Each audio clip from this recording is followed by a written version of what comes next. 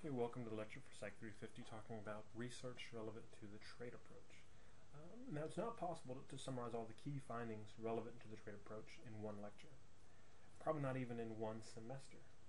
The ideas that were first advanced by trait theorists have become such an integral part of psychological research and the way that we think and write about personality. It's hard to find a study that doesn't include some measurement of a trait. So a lot of the research out there is relevant to trait theory. But we will focus on just a few areas of interest related to trait theory. One of the first areas we'll talk about will be achievement motivation. And one of the reasons we'll talk about it is because it relates to things we've talked about before in terms of early theorists.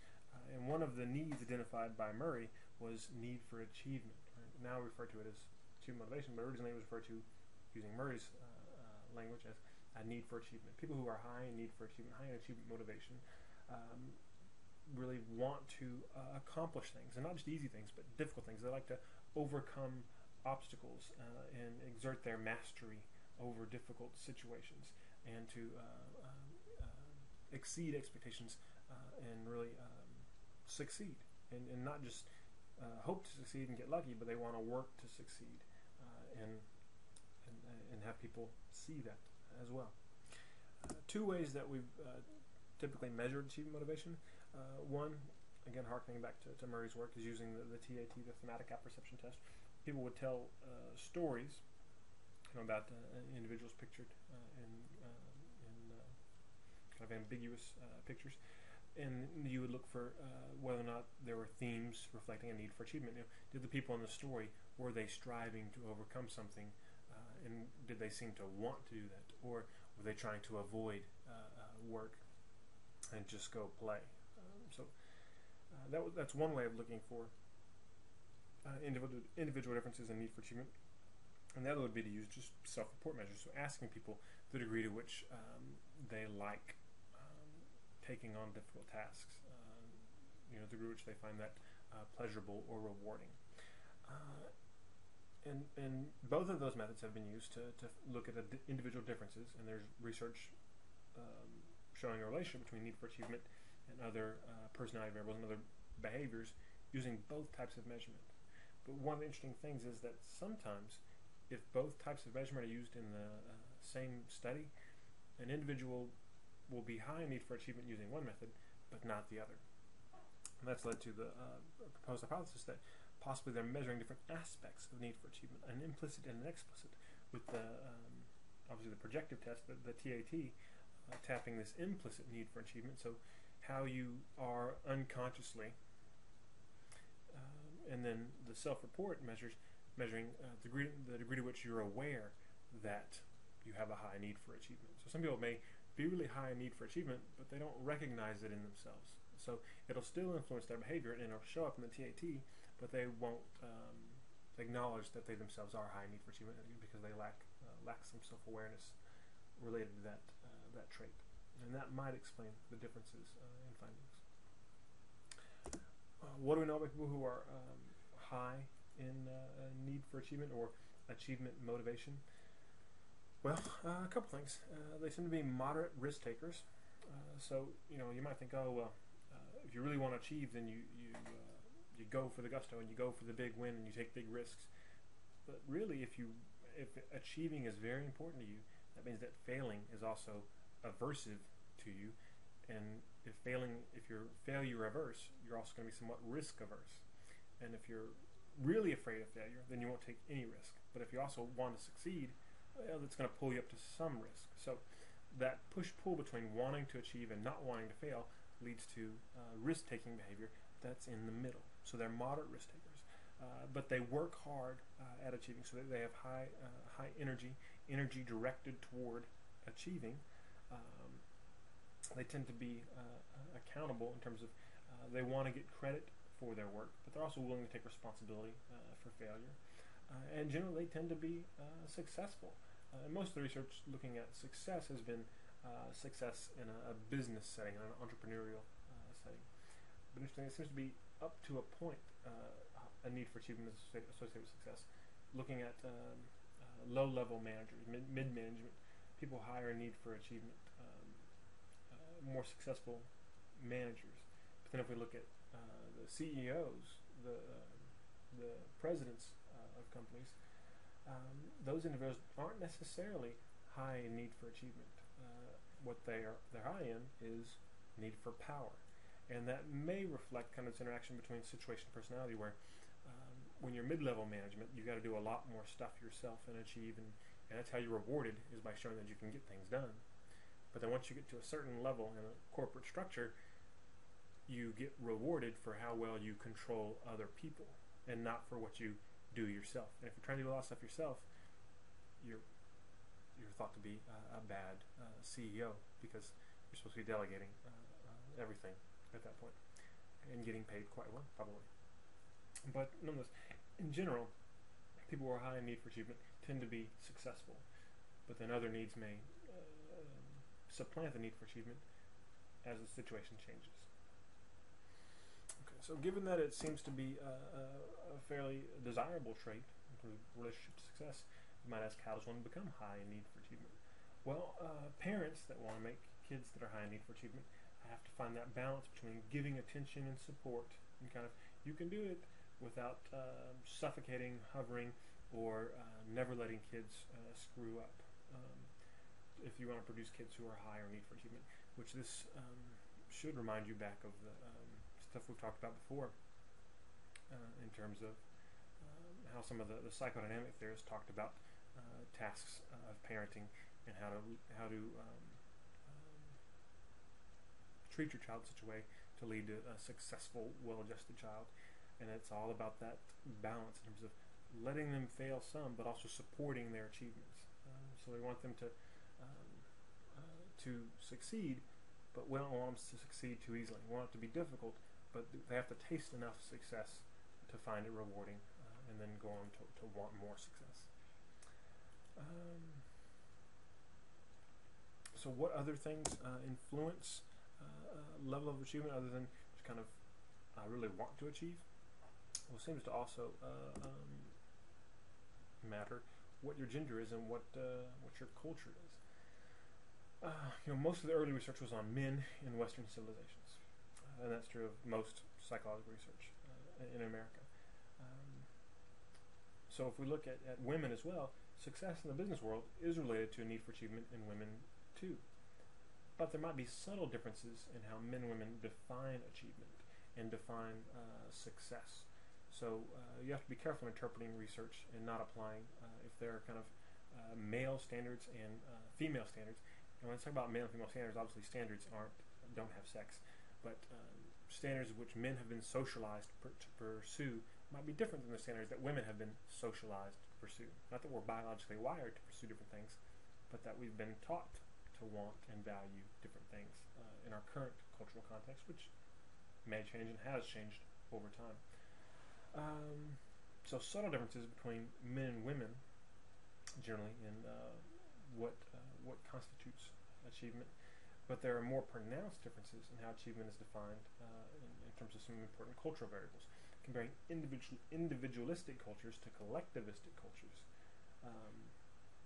Most of what we know about need for achievement in our Western research is appropriate for individualistic cultures. But a lot of what we know in terms of high need for achievement, it predicts this and it's associated with this. It's true for individualistic cultures, but may not apply at all to members of collectivistic cultures, because they define achievement in a very different way. So it's not achievement and success isn't so much in a collectivistic culture, isn't so much about what I do, but about what we do, and that changes a lot of things. Okay, so gender and culture play a role in how much people are going to achieve, what they're trying to achieve, and in the relationship between measures of need for achievement and these other variables.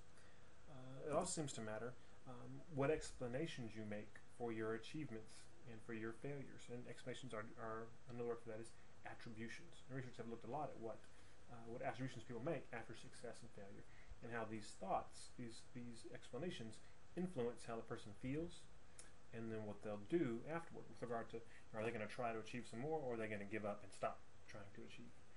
and they've identified at least 3 different aspects of attributions that seem to matter. Stability of the attribution of the explanation. So, okay, I failed, and it's because of this thing that was a fluke. It won't happen again. Or I failed, and it's always going to be that way. That reason will never go away. And then, so stability, locus. So, and this is internal versus external. The failure was due to something in me versus it was due to something external. So I failed because I'm not bright enough, or I failed because the test was unfair. And then control. And this is all about whether or not it's controllable or uncontrollable, which is related to stability, but distinct in an important way in terms of it's something that not only can change, but I can exert change over whether or not it happens again or not. So if I failed, okay, I failed, and here's the reason, and I can make it happen differently. So not just I failed, and it's an unstable cause. I was unlucky this time. Maybe I'll be lucky next time. That's an unstable, uncontrollable cause. But there also could be an unstable, controllable cause. So I failed. It's not always going to be this way, and I can determine if it'll happen again. So I didn't study enough, but if I study more, I will succeed.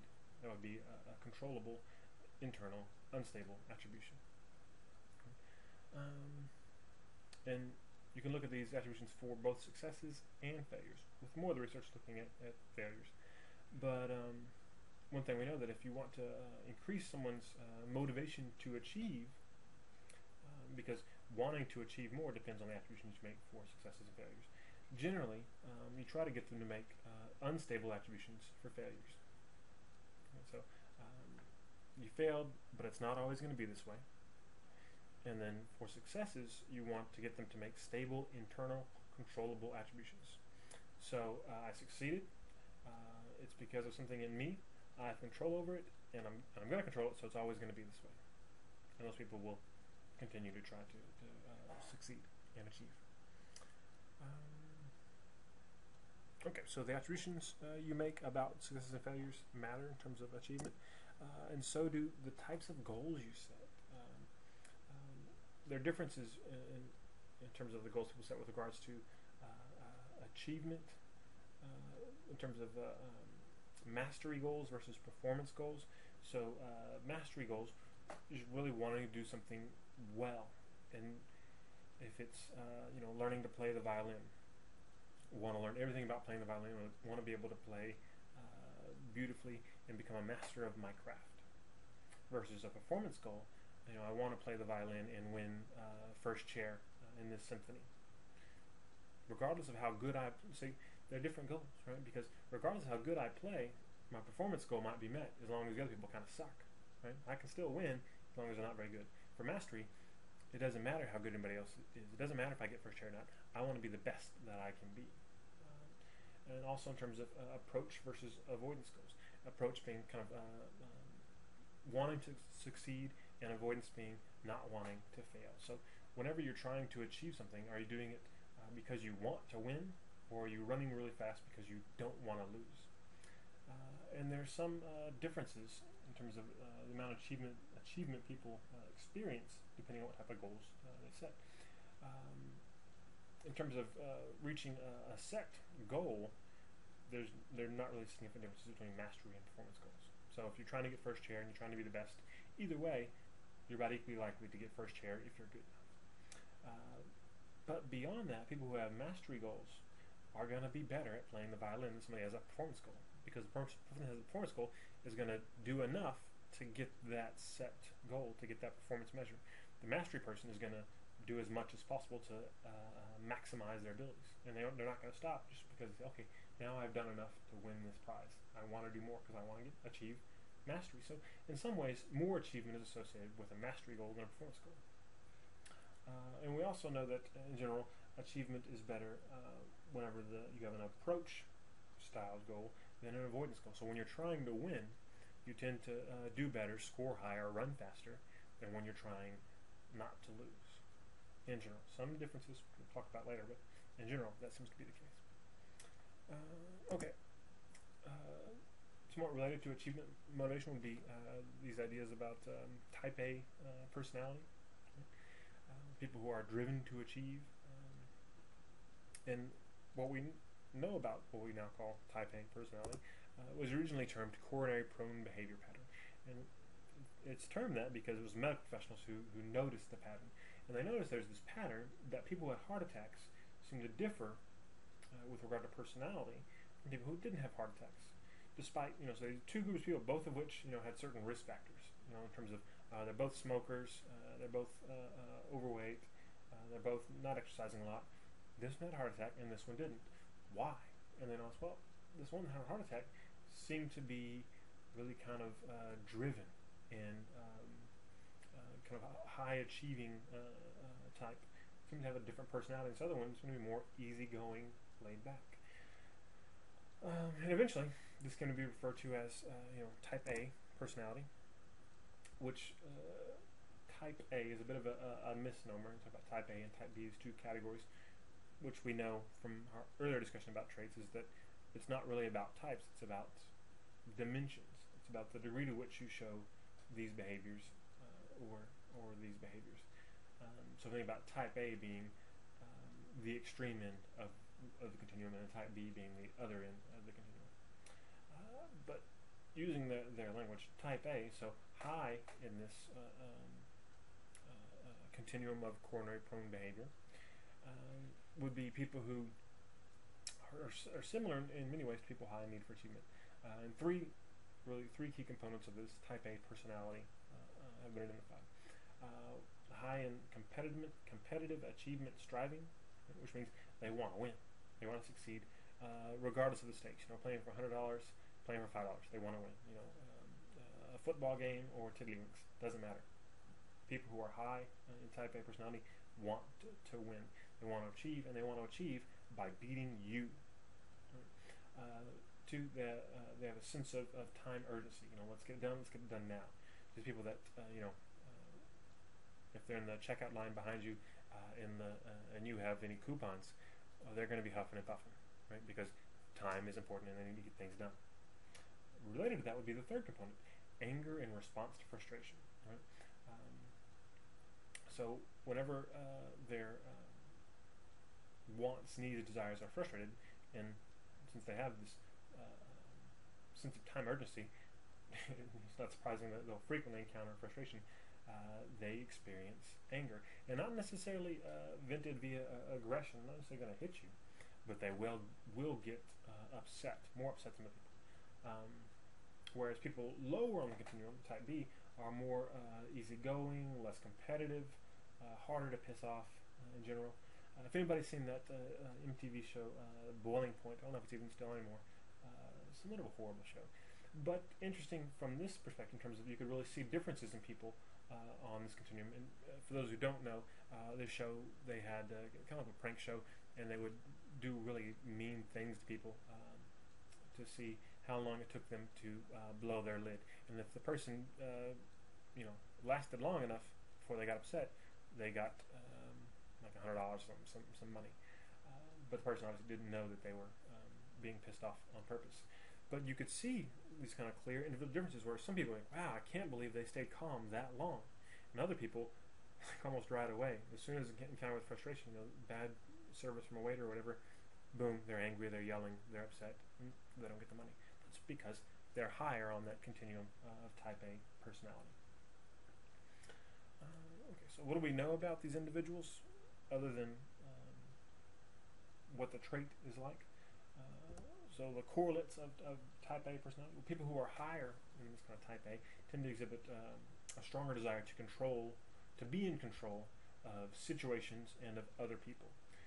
And that might be kind of the underlying reason behind why they feel a sense of urgency and get so frustrated, because they're only comfortable when they're in control. And you're only in control if you're winning and things are going quickly and you're not frustrated. You're getting what you want. We also know that they tend to achieve more on tests, academically, in sports. So in many arenas, people high in this kind of these type A personality people are high achievers. What areas, though, might they not achieve more, and what areas might they really not succeed? Can you think of any kind of professions, artistic endeavors, situations where being this way, having a sense of time urgency, being really competitive, and getting angry whenever experiencing frustration would be a problem and would get in the way of ultimate success? There's probably some situations you can think of. Okay, we also know that the early studies found that it was associated with heart disease. Right? That's where it all started. But as more studies came out, they found, well, we didn't find it associated with heart disease, not at all. And there became this puzzle. Well, why? Why did it predict it here but not here? And the answer was that type A personality isn't a unidimensional trait. We talked about those three components earlier. It turns out that only one of those components is related to heart disease, and that would be that hostility, that getting angry in response to frustration. People who, whenever they're frustrated, some people get angry. Some people takes more frustration to get them angry. They, the dry cleaners can't find my clothes. And I'm supposed to be in an appointment in 10 minutes. Well, I guess I'll be late. Okay, let me know when you find that. That person will be low in hostility. Right? And they might still be higher in these other pieces of type A personality. They still might really like competing. So those components of type A personality tend to be related, but they're not the same thing. You can be high in one component and low in the other. And it's this hostility component that most reliably predicts heart disease. The good news is, the upside is that it is responsive to treatment. This personality trait is amenable to change. People can be taught new ways of dealing with frustration that doesn't lead to such high levels of emotional upset. And this change in the experience of emotional upset is then correlated with decreased risk of heart disease. So you can still be competitive and high achieving, but if you learn not to get so angry, you're going to live longer. Social anxiety will be the next one we'll talk about. So social anxiety as a personality trait, most people experience some level of increased physiological arousal when in social situations as compared to when alone. Right? Your heart rate goes up a bit, mouth may get a little dry. You have this kind of cholinergic phenomenon. People differ in the degree of arousal, but they also differ, importantly, in how that arousal is interpreted. As a signal of distress about possible danger, discomfort, like, oh, my heart's beating faster, but you might have to do this unpleasant interaction thing, or as a signal of excitement and good things to come. Oh, my heart's really beating. I'm really excited to talk to these new people and find out new things. And people who are high in social anxiety tend to experience social interactions more negatively. So they have usually higher physiological arousal and more negative interpretations of it, a more negative subjective experience of social interactions. They get anxious, dry mouth, sweaty palms, increased heart rate, a general feeling of anxiety, which is worry in the cognitive point. You feel bad when interacting with other people if you have higher social anxiety. If you have lower social anxiety, you don't feel those bad things. You may even feel more positive emotions when interacting socially. It's important here to differentiate this from introversion. Not the same thing, not synonymous. Some people who are high in social anxiety may be introverts, but some people who are introverts may be high in social anxiety, but not necessarily. Introverts gain pleasure and satisfaction from spending time alone, in their own minds and their own thoughts, and they find it energizing to be alone and think about things, working out a problem for themselves rather than working it out in a group. So a lot of shy people don't necessarily like that or want that. They want to be around people, but doing so causes them anxiety. And it seems that the anxiety is really about at that beginning, the initiation of social interactions.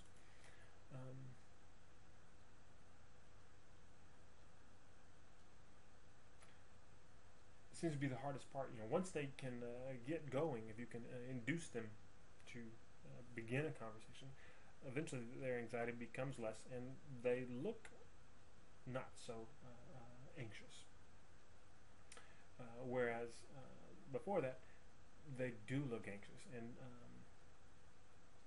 people can see their anxiety.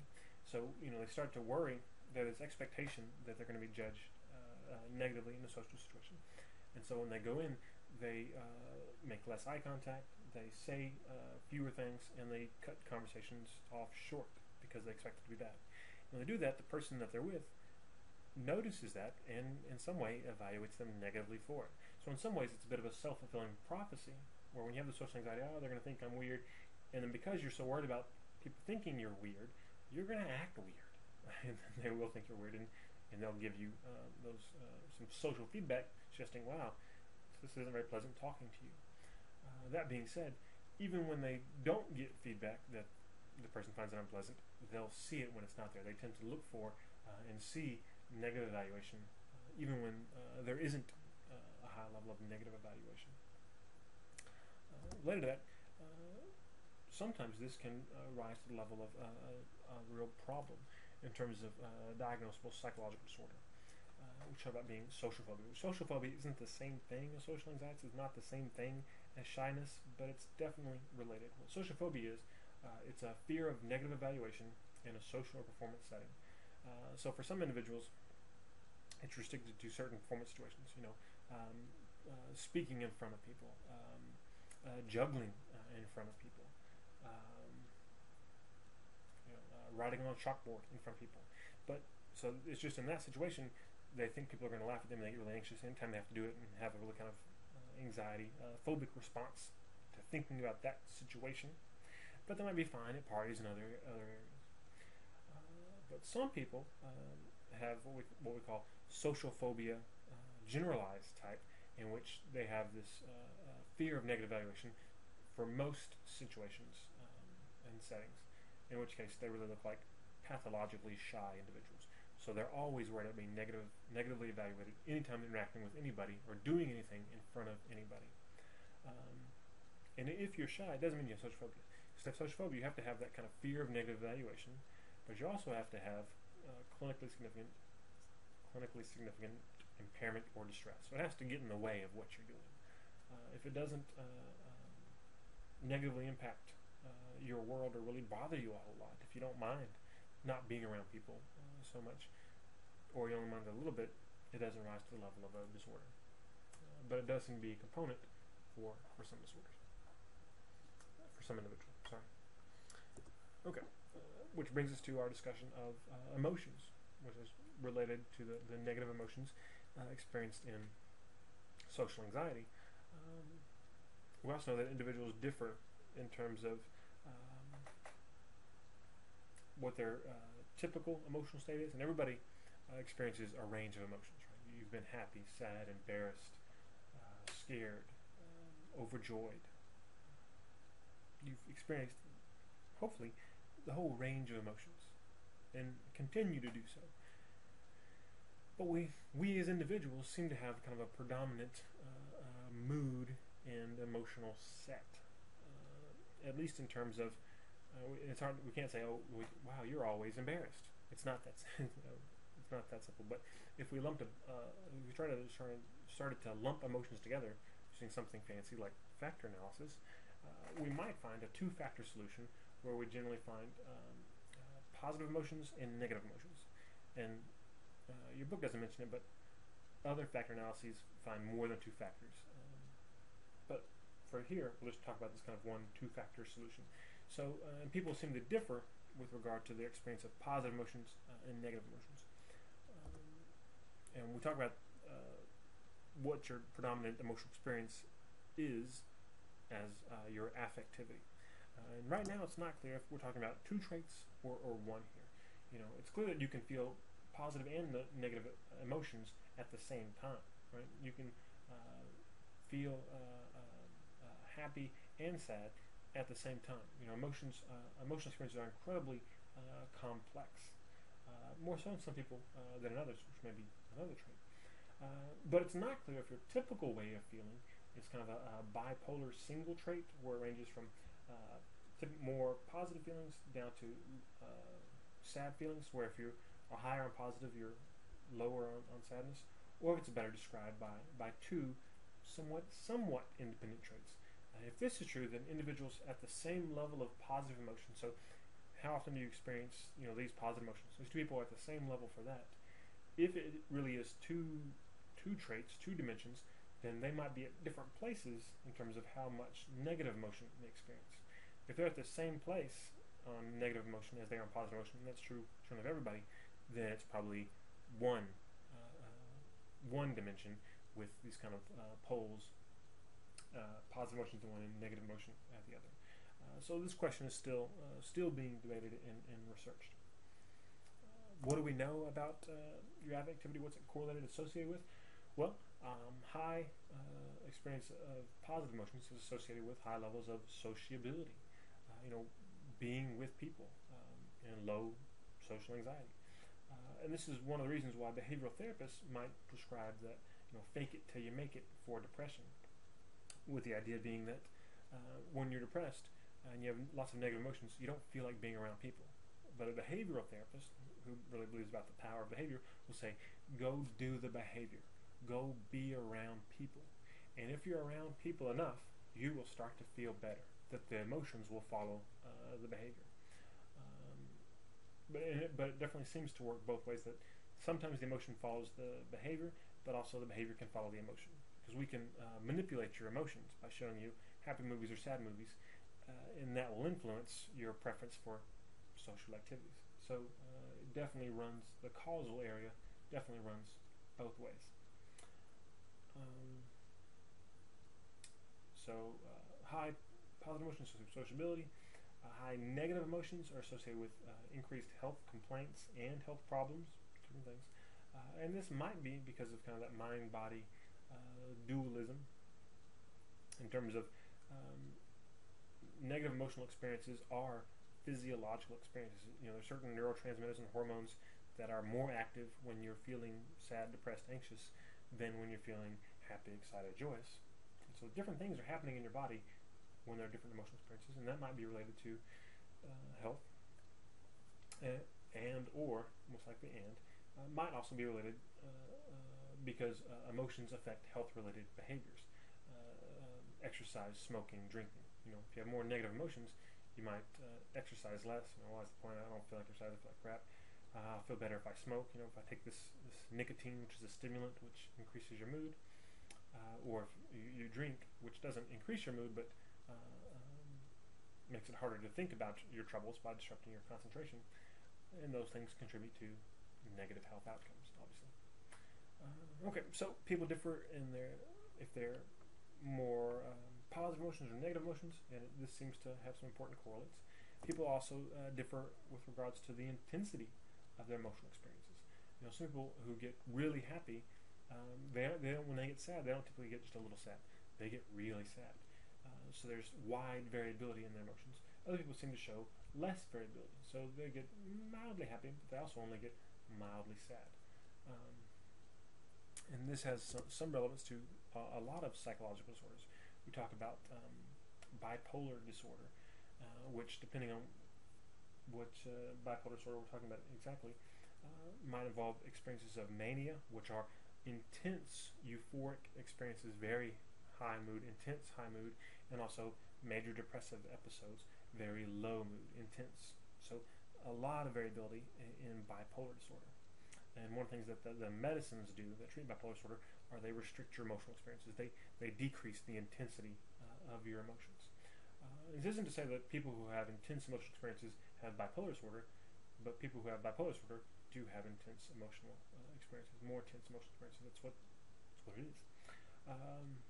Also, we see in a borderline personality disorder sometimes a high intensity of emotions, and alternating high intensity of emotions. And it seems that, from clinical experience now, that frequently this follows an effort at emotional numbing. So these people who have experienced some significant pain, trying not to feel, it end up, whenever anything happens in their life, somebody says hello to them, somebody doesn't say hello to them, they get really excited or really angry, because they've been repressing and numbing their emotions. And we see the same thing with PTSD, right? One of the symptoms is restricted range of affect, which is display of emotion, but assuming display is related to what they're experiencing inside. They tend to also try to numb emotions because of painful emotions experienced related to a trauma. And this is associated with occasional intense outbursts of anger. That's another one of the symptoms. So this seems to suggest that wherever you are on the spectrum of intensity, if you try to be different than where you are, if you try to suppress your emotions, if you try to be less intense, your nature is going to push back. Just like we talk about weight loss programs, most people seem to have a biological set weight point. You're designed genetically to be a certain weight, a certain size, have a certain amount of body fat. And if you try to go above that, you try to go below that, your body will generally bring itself back to that set point unless you try really hard to move it one way or the other. It's the same thing with a lot of psychological phenomena, apparently. Homeostasis is the rule. Okay. And the third component to emotions would be expressiveness, affective expressiveness. We differ in the degree to which we express our emotions, and their gender and cultural differences regarding this. Women tend to express more emotions and are better at reading emotions.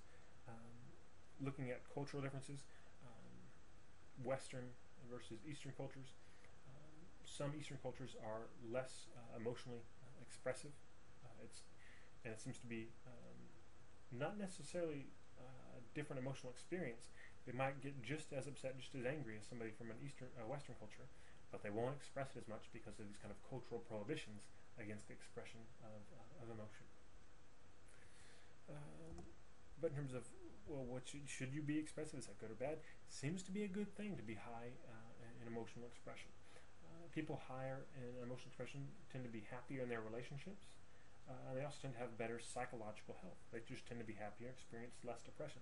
And again, it's the idea that holding feelings in of any kind is going to cause problems. It's going to cause interpersonal problems, and it's going to cause intrapersonal problems.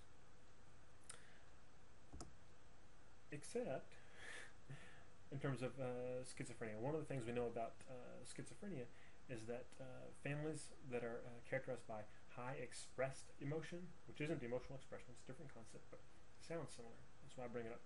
High expressed emotion, families that have that, an individual who suffers from schizophrenia and is released from treatment to go back home, if the family's high in expressed emotion, the person is much more likely to experience a relapse of their psychotic symptoms. So they get treated, they get on medication, they stop having hallucinations and delusions, they go home. If in the home there's high expressed emotion, those hallucinations and delusions are more likely to come back than if not.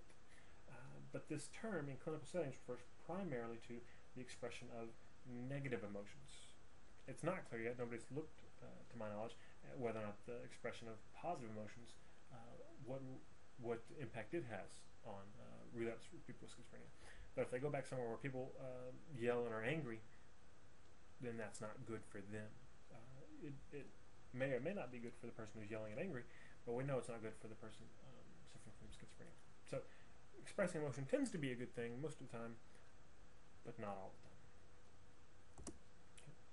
Which brings us to the last trait we'll talk about, which would be optimism, pessimism. Again, thinking about this as high in optimism is low in pessimism. Low in optimism is high in pessimism. So kind of one trait, possibly.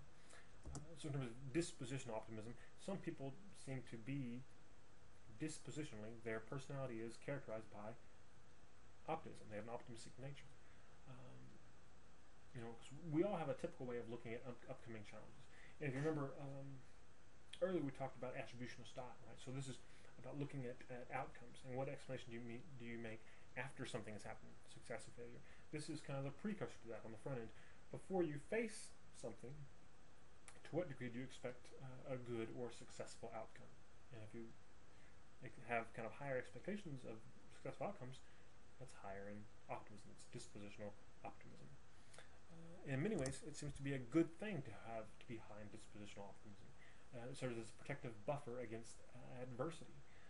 So people that face difficult situations, surgery, taking care of a loved one who's ill, going to school, any adversity you may face in your life. People that are high in dispositional optimism, if we measure their psychological well-being, their happiness, depression, anxiety, after going through some crappy stuff, they tend to be better off than people who were lower in dispositional optimism. And this seems to be, it's probably because optimistic people tend to make greater use of active coping strategies. Right? About active versus passive. Active coping strategies, whenever there's a problem, they do something about it. So they research about it and they find out all the options and they pick something and they try to do something. Versus more passive coping mechanisms. Wow, this bad thing's coming. I don't think it's going to do well. It's going to go really poorly. I'm not going to think about it. People who are more pessimistic can use more avoidant coping strategies, which avoidant coping strategies are associated with more negative psychological outcomes. And it's not just psychological health that optimism seems to be good for. It also seems to be good for physical health. Optimists live longer, healthier lives. And this might be due in part because there's an association between optimism and experience of negative emotions. Right? Optimistic people, as we said, tend to be better, well-adjusted psychologically, so they have more happiness, less stress, which we know has an association with health.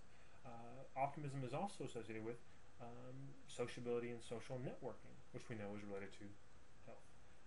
Then it also might be due to the relationship between or its impact on health-related behaviors. So if you think you're sick and you're pessimistic, well, I'm sick, there's no cure, no point going to the doctor.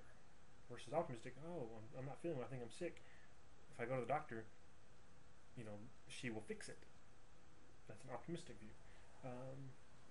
So probably some combination of things explains the relationship between optimism and physical health. So all in all, it seems like optimism is a good thing, right? And so you want to be an optimist. Maybe some people, however, do pretty well with a certain type of pessimism called defensive pessimism. People who are defensive pessimists seem to intentionally think about worst-case scenarios. Now, they don't necessarily believe the same way that other pessimists do. So people who are pessimists but not defensive pessimists, it's going to be a bad outcome, everything's going to go horrible, it's going to suck, and then they use those avoidance strategies. I'm not going to think about it, what can I do, no point. Defensive pessimists actively try to think about negative outcomes. Well, this might go wrong and this might go wrong, but they don't think, this will go wrong. It's more of a this might go wrong. And they try to anticipate all the negatives. And doing so leads to the generation of anxiety, which they then use as motivation to try harder. So there's some other variable in here that's determining the difference between some pessimists and others. And these defensive pessimists, it works for them. They do better, they achieve more when allowed to think about what could go wrong, and when you don't let them think about what could go wrong. If you don't let them be pessimistic, they don't do as well in things. Interesting though, if we think, then we should make people think about all that could go wrong, and everybody will do better. Not for people who are dispositional optimists. Doesn't help them all that much. Is it possible that dispositional optimists might be trained to use this strategy of defensive pessimism? Maybe. Most of the studies, they study them one time. They don't say, okay, well, let's try it now and then try again and see if you can improve on this and improve your overall achievement. I don't know. Might be an interesting study for you to conduct. Okay, so let me kind of wrap things up. Again, a reminder, this is just kind of the drop in the bucket, a drop in the bucket regarding research relevant to trait theories. But one thing I hope you've noticed when talking about all these different traits is that the relationship between one trait and one behavior or one outcome is rarely simple. In addition to situational variables and other traits that might influence that behavior outcome, the trait you're looking at, be it optimism, type A personality, social anxiety, whatever, usually has some subcomponents that an individual might be different at different levels on. Like with type A personality, we talked about how it's not just being type A; it's the hostility that's associated with heart disease, with social anxiety. In terms of if you're high or low on social anxiety, well, there might be other subcomponents there. Well, you have more social anxiety with just the first part of the interaction versus the whole time, or your social anxiety is because you're thinking that you're going to do or say something embarrassing, or it's because you're afraid you won't know what to say and there'll be an uncomfortable silence. So there might be different aspects to these traits. So like most things in psychology, it's usually more complicated than you first think. You think, well, geez, if there's all these subcomponents, why don't we look at them rather than the large traits? Because then we wouldn't know anything about people. We have to say, okay, well, here's these 1,000 traits that we need to measure somebody on to build a particular behavior. And it no longer becomes useful information. Even though we may lose some predictive validity when combining several behaviors and aspects of personality into one single trait, we gain some efficiency. So we may not predict as well by just measuring how optimistic or pessimistic you are than measuring other aspects of optimism. But it's going to be a heck of a lot easier, cheaper, faster to just use this one variable rather than all the different components of that variable. Okay, so that's it for now. Take care.